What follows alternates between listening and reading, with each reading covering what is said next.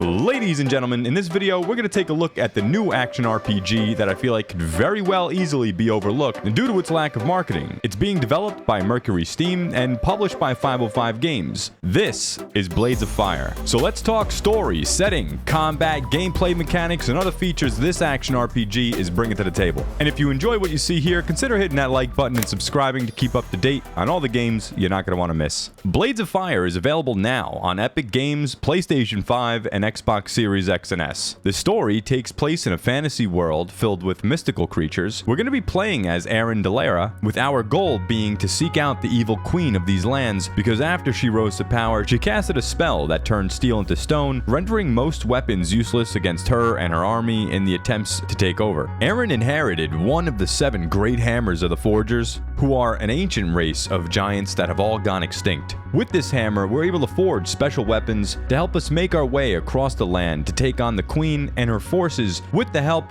of Adso. Now, this game seems to take a lot of inspiration from God of War, from its world design to gameplay mechanics, even its over-the-shoulder camera positioning, and the gameplay itself has a very similar feel as well, since it's an open/linear world. You're going to have many different interconnected paths in a more larger open-world setting that has a huge map that you can explore, but it's not truly an open world. Typically, you're going to be following the storyline as it leads you to the correct locations, and from there, it's going to start to break off into a lot of little side paths and new areas that branch off the main course of progression. But I do want to stress to you guys, there is a lot of exploration happening in this game. They tuck loot all over the place, there's secrets hidden around every single corner, different puzzles we're going to have to get through. Just don't think this is a straight up linear design. And as I said, we also have a map, and thank goodness for that, because anytime you discover something, it will be marked for you. So if you find a door that requires a key that you don't have yet, it will be marked for you to come back to at a later time. Moving into the most important part to me, the combat. And it definitely does have more of that difficult Souls-like feel to it. And this is with me saying this with my experience being in one of the easier difficulties. But it has your classic parry system, dodges, and block mechanics. You have your lock-on system, stamina management, and it's even bringing over a very unique system that a lot of games don't have, which is based around swing direction and weapon damage types. Now, the flow of combat in this game is way more slow and methodical. And they really put a high emphasis on managing your stamina, because when your stamina gets lower, you start moving slower, and you're going to want to hold your block button down to recover your stamina a bit quicker. It will recover without this, but you will notice a significant difference when you do hold down that block button, so you can't just keep spamming attacks willy-nilly. You also end up attacking at different sections of enemies, depending on what button you press, as triangle, circle, and box all do different attacks. One will attack from the left, the right, or at the top, and if you hold these buttons down, it's going to give you a charge version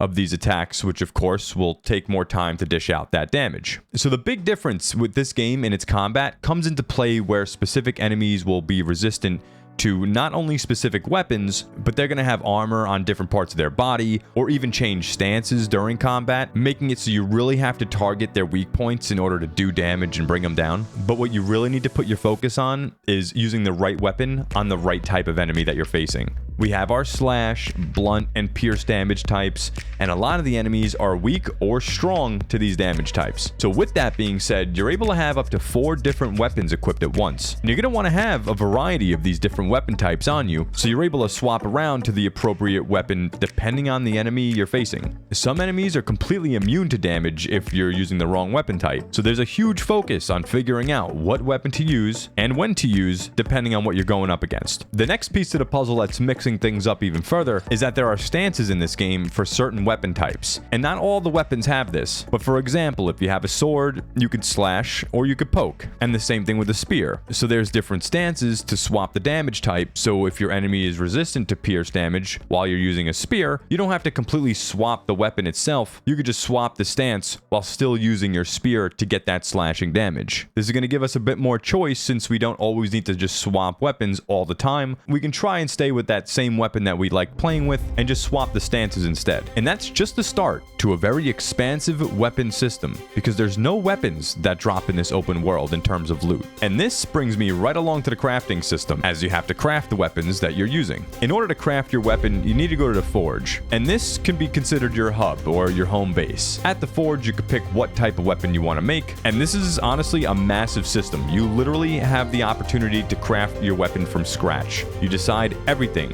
from the blade shape, the shaft type, the grade of materials you use. And it's very immersive, and the first step is starting off by picking the metals you want to use, whether you're trying to go for more durability or damage, so you can really min-max and fine-tune your weapons to be exactly what you're looking for. From there, you're going to get into your forging, and depending on your forging performance, you can earn yourself up to 5 stars. These stars determine how many weapon repairs it's able to get before breaking, and the forging minigame is one of the most fun and engaging minigames I've ever had the pleasure of taking part in. Each weapon has a general shape that's represented by the white line, and the steel you're breaking down is shown by the vertical dark bars. And the goal is to set these dark bars alongside the white lines by increasing or decreasing the power of your strikes. Now, with all that said and done, you could then add the cherry on top with the option of naming your weapon, which I thought was pretty freaking cool. So I do want to add that every weapon does start off with an initial design, allowing you to skip the planning process altogether, and it allows us to cut down on this forging process if you'd like. So if you're the type that doesn't want to be bogged down in the crafting system and get right back into the combat as soon as possible, that option is available for you. Also, I want to touch on the fact that I did mention